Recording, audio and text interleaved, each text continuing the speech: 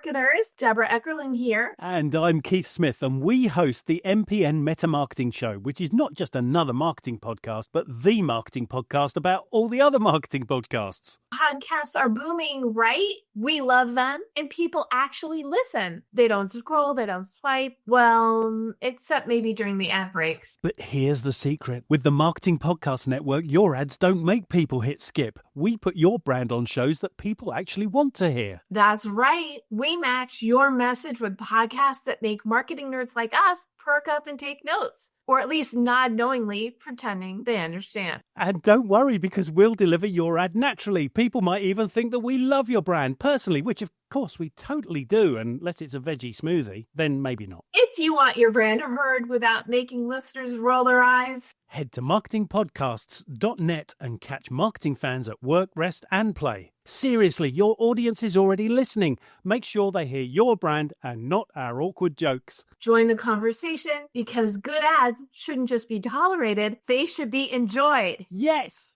Hey, have you heard about Podcast On? This is a global podcast charity event where hosts dedicate one episode to a nonprofit they care about and release it together the same week. No fundraising, no fees, just powerful storytelling for good. Podcast On 2026 runs March 14th to March 20th. Join thousands of podcasters worldwide and use your voice for impact. It's free, it's simple, and it starts at podcaston.org. The Marketing Podcast Network is a proud partner of Podcast On.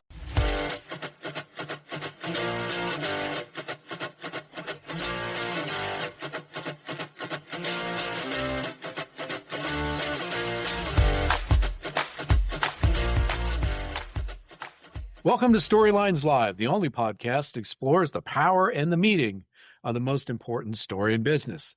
The one that answers why somebody would buy from you, work for you, invest in you, or partner with you. We call this your capital S story. In each episode, we feature guests who have great insights on business storytelling, who can share their experiences to help you and your organization do a better job of sharing your capital S story to deliver remarkable business results. Today, we're honored to have John Geraci with us, the founder of Ci2 Advisors. He's a U.S. Army and public company veteran whose interesting career path has led him to focus on the narratives that drive success in business and how he and his firm can help improve those stories. So let me tell you a little bit about John. First of all, he's a West Pointer, which I think is pretty cool. He's a business leader who believes that success is dependent on strong personal connections and inspiring communications. In his own career, he's experienced several successes and failures that he feels prove the point. John sees that the world's changing dramatically, not only in terms of disruptive technologies, but also because we have multiple generations in the workforce. He spent 3 years of his own field research, and what he learned was that miscommunication, disconnections, and uninspiring messages sap productivity. This led John to realize that at the intersection of neuroscience and behavioral economics lie 3 breakthrough ideas that could dramatically improve business performance. This led John to form Ci2 Advisors, to build a system to make it easy to harness this power. Today, John and Ci2 deliver success through what they call their dynamic relationship model and its storytelling and story listening components. John, welcome to Storylines Live. Thank you very much, Paul. That was awesome. Well, thank you. I the former writer's disease, you try and do a little research and figure out nice things to say about people. That's the goal there. Is there anything that I missed in introducing you? No, I think I guess the only thing I would say is we've trained hundreds of companies, including from largest to SAP to some small companies you wouldn't know, and thousands of individuals. So that's pretty amazing, and we're definitely going to dig into that. Now, we always start our interviews, John, by asking our guests about their own capital S story. So for you, before we get into the meat of our interview in this episode, which of these 4 questions is most important to you in your firm right now? why somebody would buy from you, why somebody would work with you, why somebody would partner with you, or why somebody would invest in you? I think the most important question to us is why somebody would buy from us. Tell me a little bit more about that. Share with our audience what causes you to suggest that. Yeah. Well, I think it's a really crowded market. And Hmm. I think we're all working hard to get our name out and promote ourselves and get people thinking about. And if you think about what we do, you can look at it in two ways. One, you can say, well, everybody does communication. We should all know that. And so it's what's the big deal? Or you can look at it and say, oh my God, the market is changing dramatically. And there's different people with completely different styles and thinking and values. And we need to upskill our communication skills. Yeah. So a lot of what I think about is why would people buy with us? And secondary to that is how do we serve them? But when I think about the why, I don't know if you want to know more about that or just stop Yes, there and then. please share some. Well, when I think about the why, I think about who are our best customers. Generally, they're people-oriented leaders. And Mhm. by that, I mean, there's a lot of companies going through transformations right now, technology transformation. Everybody's racing to use AI. And there's a lot of other transformations people are going through. And if you think about a transformation, people always say that we think about people, process, and technology. Yes. And they spend about 90% of their dollars and time on process and technology. And if you look at failure rates of growth initiatives, of transformation initiatives, of IT project initiatives, of AI project initiatives, it always comes down to passive resistance to change and people aren't committed. So we believe that if you have a growth initiative, if you have a problem you're trying to solve, if you have a project you're trying to solve, you need to spend more time on the people side, the human skill side, Hmm. and the people side, and how both you communicate from a inspiring message standpoint or understanding them standpoint. But I think it's not intuitively obvious to everybody. They need to be led to that. They generally think, oh, it's the process. Oh, it's the technology. Oh, it's and they look back later on and say, oh my God, it was the people. One of the things that I agree with you 100% on everything you just shared, and where you started, everybody communicates. Well, look, everybody breathes too, but some people have emphysema, and some people are like world class athletes, and they breathe so well that their heart rate is barely perceptible. And Exactly. you know, so what you're trying to do here is laudable for sure. It's one of those things that's ubiquitous, but we don't spend enough time on it, right? Okay, so I hinted in introducing you that you had an unusual career path. So you go to West Point, you become a career Army officer, you're trained to defend the nation, but today you're working with business professionals to share better stories. What was that journey like? How did you wind up where you are today? Well, that's a great question. First of all, I came from a military family like you. Hmm. And my dad he spent 2 years in Korea in World War II, 2 years in Korea, and 5 tours in Vietnam. Wow. So I spent a lot of time around the military and observing him as a leader and what he did. And then when I went to West Point, I think one of the secret sauces of the military academies are the first 2 years, they teach you how to be a follower.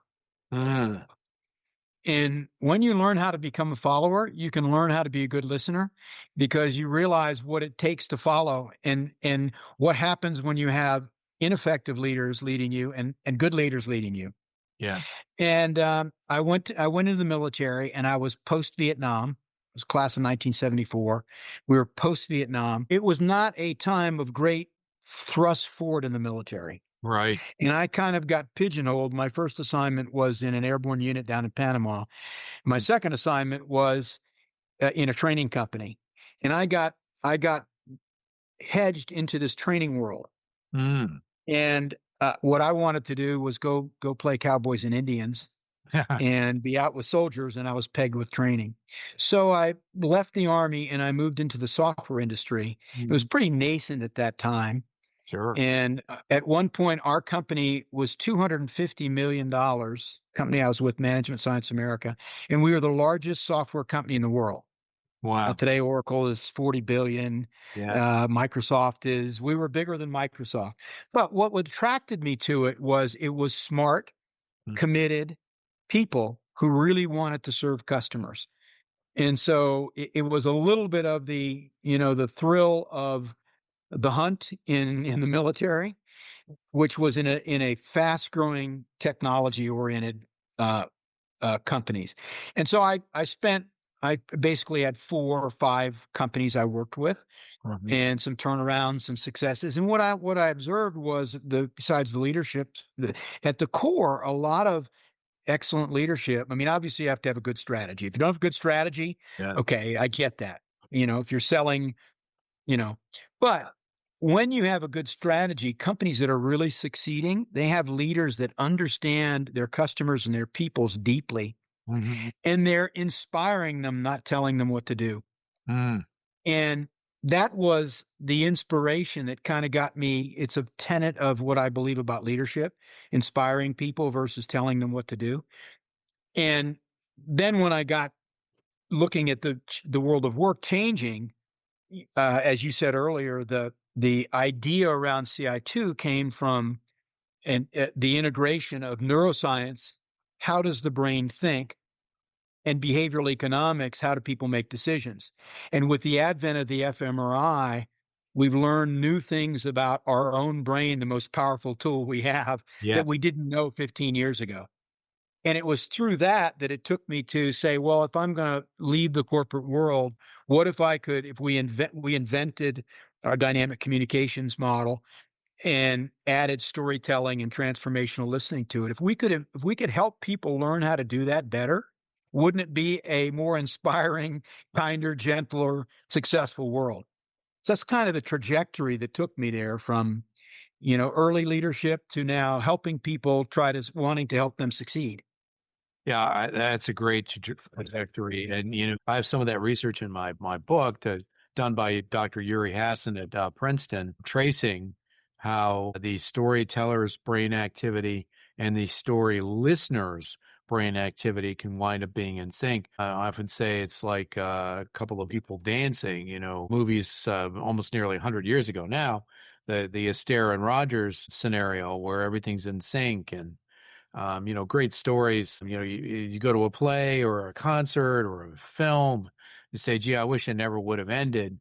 That's the feeling of great storytelling. And because so much of what you do is about your specific take on storytelling, I want to really dig into that when we come back from the break. So, folks, we're going to take a quick break right here, and we'll be right back to talk about John's very interesting work and storytelling. Don't go anywhere. Hey, have you heard about Podcast On? This is a global podcast charity event where hosts dedicate one episode to a nonprofit they care about and release it together the same week. No fundraising, no fees, just powerful storytelling for good. Podcast On 2026 runs March 14th to March 20th. Join thousands of podcasters worldwide and use your voice for impact. It's free, it's simple, and it starts at podcaston.org. The Marketing Podcast Network is a proud partner of Podcast On. All right, folks, we're back with John Geraci, who is the founder of Ci2 Advisors, talking storytelling, of course, but John and his team have some very specific takes on storytelling. And I really want to dig into this because it has such broad application. In fact, John, at your firm, you focus on helping leaders share what you consider to be the 5 most important stories. And perhaps that you could start by sharing with our audience what might be the most important, which is the transformation story. Could you please share with the audience what that is and why it's so important? Sure, sure. I want to start with a little higher Yes, please. thought process, which a lot of companies that teach storytelling, and it's interesting because we're downstream of you, Yeah. but of what you do, the big S story. But a lot of companies who teach storytelling assume that people can apply it in business. And it's a little bit intuitive. All of us are good storytellers. If you ask you a story about your mother, your father, your favorite aunt, or your Yeah. drunk uncle or whatever, Applying stories in a business context has some nuances to it. And so what we've done is developed a framework for storytelling based on Joseph Campbell's The Hero Journey. And we've simplified it so almost any man can learn how to tell, or woman can learn how to tell a better story. Right. And we've categorized 5 or 6 types of stories by persona, because what's different is if I'm a leader, I'm interacting with certain people. If I'm a sales rep, I'm interacting with different people. If I'm a customer service rep, I'm interacting. So if you think about who are they interacting with, what are those critical conversations, and when in that workflow or life cycle do they need to understand people or listen for a story or tell a story? Because it's, as you know, storytelling is when you get good at it, it's conversational. Yes. When do you listen for a story but the why change story is one of the key leadership stories. And the reason we think it's so important is because we've seen project after project after project where executives come to an idea. I'm working with a company right now. The executive spent a year deciding to make a transformation initiative. Wow. And what the CEO did, and I won't mention the company, came out and said, okay, now we want these 15 people to be the core project managers making this work. He said, here's what the change is. Okay. And there was no dialogue. There were no benefits in the story. There was no what's in it for me in the story. There was no, if you did this, this is how you'll succeed in the story. And the art of crafting a good story, as you know, is all about having the right facts and feelings in it, but then also relating it to whoever you're telling it to. And what this CEO, and I haven't met him yet, I will meet him eventually, and I've seen this movie over and over and over. He told the story that he needed to tell to his board to get the board to fund the change. In the story, we now need to cascade that story. How does that story affect the project managers, the project people, the users, the people? And so the why change story is so important in and you look at all the AI transformations going on right now. There are many, they say that 70% of them fail. And part of it is they don't know what they're going to do. But the other part is alignment and buy-in. Yes. And I think, when you've got to give the space for the people so crafting that why change story and then morphing it in a way, how do I tell it to this audience in a way that is going to inspire them, and then give them the space to debate, discuss, say why not, or why not, versus, oh, go do this. It just doesn't happen. From a leadership standpoint, it's one of the most important stories. It dovetails down to the big S, right? Now you go into what initiative am I changing? So Absolutely. And John, the focus of your firm on this story is so critical in a world that's seemingly changing every day. One of the things that really interested me about your work was, as you just mentioned, is the firm's use of AI. Could you share with our audience how your firm uses AI? yeah, it's a great question, and it's an amazing, as you know, an amazing technology, and it's moving so fast. We launched an AI tool about a year ago, which we call an AI story builder, and we used it predominantly. We're in a way a training and a coaching company, and most of what we deliver has been historically through training. Yes. And we thought in AI, and one of the problems in training or implementation of anything, as you know, is people don't follow up and they don't practice. So we initially built the AI story builder as a place afterwards for people to practice. And now as the technology has shifted, we're now in the throes, we're going to launch it at the end of October, a new agentic version that I believe will actually take the place of the training. Wow. And what we're doing with the AI tool is helping people understand what are those critical conversations in their workflow by persona. So sales, service, product management, leadership, downstream from the top level C-suite that you work with. And then how do you drive that functionally? And what are those critical conversations? And when do you need to use story listening and storytelling? And how does what the AI engine will do was help you pre-meeting, plan and prepare and execute and practice. And so what we're shifting from is what I would call a training company where it's, it used to be 2.5 days. Now it's down to two 6-hour sessions, to on-demand videos and then executing it into your workflow where now you can use this pragmatically to make sure you get business results. Wow. And one of the really cool things with AI is you can then go measure the use of the application, and you can put some value to it. So I have one big customer, a company called Questech Innovations, and one of their key customers is SpaceX, Yes. and Yeah. they didn't know how to tell the SpaceX story. And so we helped them craft and practice the SpaceX story. And they've won 7 other large aerospace companies based on telling the SpaceX story. And so now they can value what's the use of that.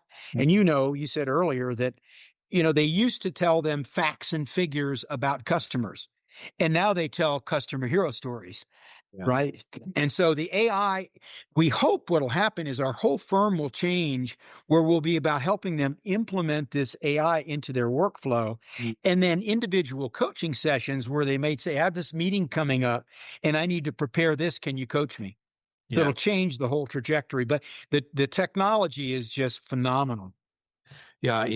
It's one of my hot buttons, John, is that so many people in business think that storytelling is just simply a gift and you either have it and you don't. And years ago, I was cheering with folks today. I had the opportunity to work on a presidential campaign, and it was a year when Jesse Jackson was one of the candidates. I didn't work for him, but he showed up at a candidate forum late, and his staff was really nervous because he might miss his speaking spot.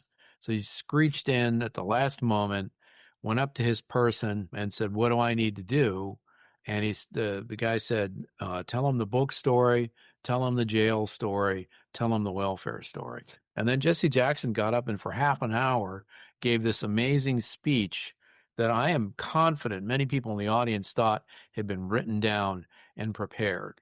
And to your point, in a way, it had been practiced, it had been honed, it had been developed.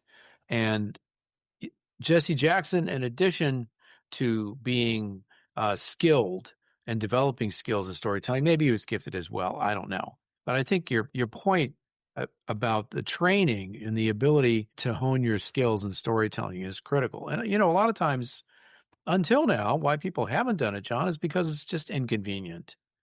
Right? You need to have an in-person trainer. And that's a big reason why, as you pointed out, people don't follow up, right? If there's not somebody there to hold them accountable. I just love this concept of using AI. And I really appreciate the success story you shared with your client who's been able to take their work with SpaceX and turn that around into story and help them win additional business. That is just awesome. Well, and if I can add a comment about that. So part of the use of technology, one of the big values we provide to companies is we house a library of stories. I love that. So now, just like your example you gave, Jesse Jackson's assistant was the library. But we don't always companies have a lot of institutional knowledge and information, but how do they share that when you're a big company? And so we have a library of stories that people can search and look for. They can edit, but then they can also go practice. And one of the really cool things with AI in our practice session, you can say, hey, not only, hey, tell them the story, you could say, hey, Paul, tell me how you would tell the story to John. And the AI will model it for you and tell it. And so you can really, and then the other thing then you can do is you can say, well, okay, now I want to record it. I'm going to tell this story to Paul, and it'll help you get better at it. So it's really a phenomenal real-time capability that can, help. Because we say, a lot of people come to us and say, do I need to be a great storyteller? And we say, we're kind of storytelling for the common man. Yes. We want to help everybody, number one, understand people deeper. We call transformational story listening, Right. and then we want you to be able to tell an inspiring story versus telling them what to do. And no, you don't have to be the greatest platform speaker in the world. If you could just apply this simply in your own workspace more productively, you're going to get so much better results. You're going to see a quantum leap in results, right? But you don't have to be, Jesse Jackson or No, a natural storyteller. or Barack Obama or somebody who's well known for being a speaker. John, it's clear that you're very passionate about your work. I always like to ask guests on the podcast, what brings you the most satisfaction in your work? Well, it's a great question. It's something that has kind of followed me through my whole Mhm. career. Do you know the starfish story? I believe it'd be great for you to retell it for our audience. Well, it's about an old guy on the beach, and there's thousands of starfish on the beach, and there's a group of teenagers in a house, and they see him with his pipe throwing starfish, and they see him the first day, they see him the second day. Finally, the third day, one of the teenagers comes out and says, "Sir, what are you doing?" He said, "Well, I'm cleaning up this beach and saving these starfish." And the guy says to him, "You're never going to save all these starfish." And the old man picks up one of the starfish, he throws it out. He says, "Well, I made a difference for that one." Mhm. And what really has motivated me for a long time, even in my corporate career, and I did fairly well. I was the president of 2 public companies. But what I really loved was seeing individuals grow and reach their full potential. And that's carried through. What I love about this, after our training and workshops, we do the key takeaway. The secret sauce of what we do is really story listening and Mhm. helping people listen more. We call it deep listening. Yes. And I can't tell you how many people say, "Oh my God, I've tried this and it's really changed the game." And when somebody tells me that, it's not about the money we're making. I do want the company to succeed. We actually, Sure. for companies, we offer a money back guarantee. I love And that. so, but what turns me on is there's some person who can get incremental or exponentially better Yes. because of learning and practicing this skill. And it's kind of that's been throughout my career of what's really, that's what I love to do is mentor and help people grow. Wow, John, that's great. Thank you for sharing that. And it's clear that that is a big part of the passion that I've seen and heard from you in our interview today. Before we close out, John, if people want to get in touch with you, what's the best way to do that? They can go to www.ci2advisors.com. Or if they want to email me, they can go to Geraci, Geraci, at ci2advisors.com. And if anybody who listens to this, if they would like a free pass Yeah. to one of our open workshops, it's a $500 value. If they email me, I will give them a free pass to test out and see what we do is important or relevant to them. But I'd love to chat with anybody, and Paul, particularly your customers who you get the big S story. Absolutely. Now our comment is how to cascade and drive that into the organization for specific results. So there's a real synergy between your customers and ours. I 100% agree, John, and we'll definitely be having further conversations. For those listening or watching, please know that we will include all the links that John shared in the show notes and the offer that he shared, which thank you, John. That's deeply appreciated, getting your thinking and your process in front of those who are Storylines listeners. We appreciate that. John, Thank thank you, you Paul. again. Oh, you're welcome. Thank you for Thank you very much. our guest. And I want to say thank you to all of our audience for your participation in yet another episode of Storylines Live, the only podcast that explores the power and the meaning of the most important story in business, the one that answers why somebody would buy from you, work for you, invest in you, or partner with you. We'll see you next time.